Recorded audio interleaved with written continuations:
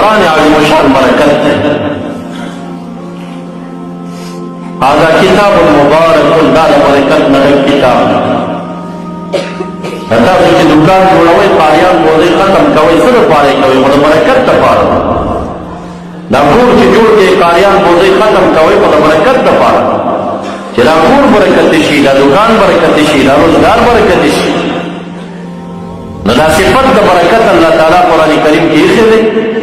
دغه صفت الله تعالی محمد مصطفی صلی الله علیه وسلم کې څومره په اتمه طریقه باندې ایښی. ابو داود شریف حدیث دی چې حجة الوداع مبارک اعلانات وکړل چې رسول الله مبارک حج ته راځي، چې څومره خلک یې ټول راشي. دومره خلک مدینې منورې ته راوچلېدل چې تمام مدینې منورې دا فضا او دا کوڅې پرې ډکې وې. چې کله روان شول راوي وایي بیدا یو ډاګ دی چې زه دې ته پورته شوم، د سترګو په نظر د مبارک مخې ته م دا الفان او دا حاجیان روان، ښه اړخ هم ډک و، چپ هم ډک و، شاته هم ډک. لږې لږې قافلې به په لاره کې مخې ته راتلې، او چې کله به دا نوي خلک راغلل او هغوی به ایمانونه د نورو خلکو په لاسونو باندې راوړي، یا به یو ځل مبارک ته تلي و بیا به تلي. نو په دې جمع غفیره کې چې 1,50,000 صحابه کرام نارینه زنانه وو، لټېدل به رسول الله مبارک به یې لټاو، او چې کله به یې مبارک دنلې نه ولیده، والله هذا وجه مبارک، قسم بالله دا څومره برکتي مخ دی، دا څومره برکتي مخ دی، دا مخې مبارک دی. د هجرت په موقع چې مبارک لا روانو، د ام معبد یو زنانه وه، د هغې خیمه ډېره معروفه وه. ځکه خلک به راتلل او په هغه ځای کې به یې څه ناڅه دمه کوله، هغې به څه ناڅه خرڅول، هم کله غوړي کله یو شی بل شی به یې خرڅول. صدیق اکبر رضی الله عنه، عامر بن فهیره، محبوب مبارک دوی را روان دي د غزې ته رالل. ام معبد ته وایي تا سره لنګه نشته؟ هغه ورته وایي زما خاوند تللی دی، ګډانې کولې دي، ما کره خو لنګه نشته دی، یوه چیلۍ ولاړه وه. وی دا چیلۍ اجازت دی چې دا ووشو؟ وی دا غوچه ده، دې کې خو ښوده نشته. وی ته اجازت راته وکړه. وی زما اجازت.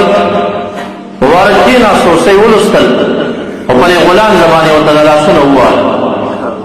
حدیث مبارک کې راځي هغه ډکه شوه د ښځو نه، مبارک ولوشله، جام یې ترې ډک کړ یا لوښی یې ډک کړ، هغه یې اول بیبي ته ورکوي، دا کېدله. بیا یې جام ډک کړ، صدیق صاحب او ملګرو ته یې ورکړ، ټولو ته یې ورسول. بیا دوی ترې نه لاړل. ماښام کې خاوند یې راغی، ابو معبد کور کې ښوده دي وي، زما په دې لنګو کې شو، دې ګډانو کې خو لنګه نشته دی، کور کې م نه ولا ښوده د کوم ځای شو؟ نو هغه ورته وایي ته نه یې خبر، زمونږ کور ته نن یو مبارک راغلی،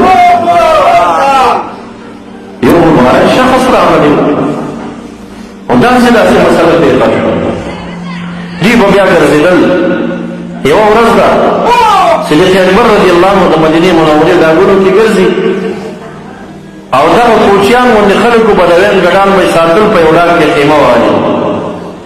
نو دا معبد هغه وخت کې وړوکی و، رسول الله مبارک یې ماشومتوب کې لیدلي و. دا بیبي ام معبد ده او پلار یې ابو معبد. دا معبد را غټ شوي دی، ګرځي چې صدیق اکبر صاحب بوډي په منډه خیمې ته دننه شو او مور ته چغې وایي. هغه سړی چې زمونږ خیمې ته د مبارک سره راغلی و، هغه شخص دی بهر. مور یې راووته، اما كنت الذي ته نه یې هغه شخص چې زمونږ خیمې ته راغلی دی مع المبارک، د مبارک سره زمونږ کور ته راغلی. هغه ورته وایي زه همغه یم. هغه شخص څوک و؟ هغه ورته وایي هو رسول الله صلی الله علیه وسلم. بیا هغې راوستل مدینې منورې ته، الله تعالی هغوی ته ایمان نصیب کړ. قرآن کریم کی صفت د برکت دی، رحمت للعالمین کی صفت د برکت دی، حافظ د قرآن کریم کی صفت د برکت دی چې حامل د حدود وي، د چا کور کې دا کور برکتي دی، څوک چې دکان ختم ته بوځي هغه دکان برکتي شي ورسره.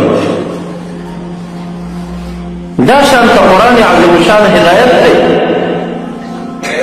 ذالک الکتاب لا ریب فیه هدی للمتقین. ذات د نبی اکرم صلی الله علیه وسلم هدایت دی. انک لتهدی الی صراط مستقیم.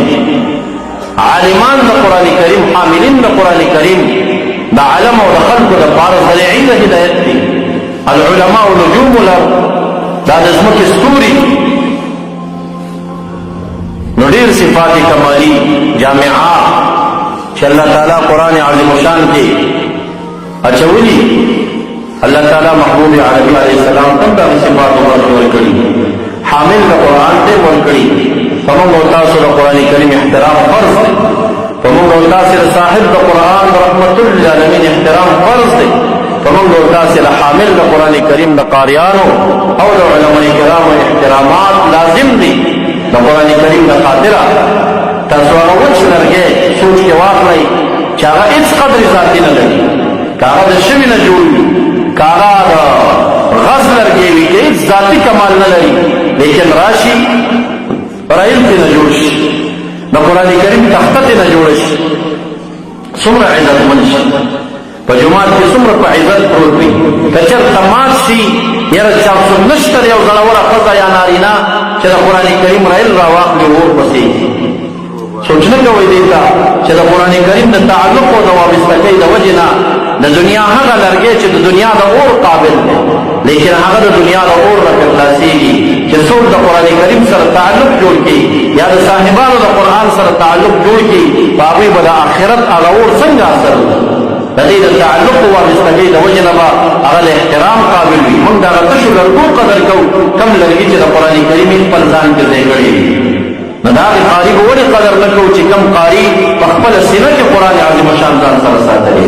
که چېرته موږ مؤدبین یو او موږ یقینا د قرآن کریم ادبناک خلک یو چې څنګه د هغه وچو لرګو قدر کوو، سرها چنده زیات به زموږ په سینو کې د عالم د قرآن کریم، زموږ په سینو کې د حافظ د قرآن کریم قدر وي.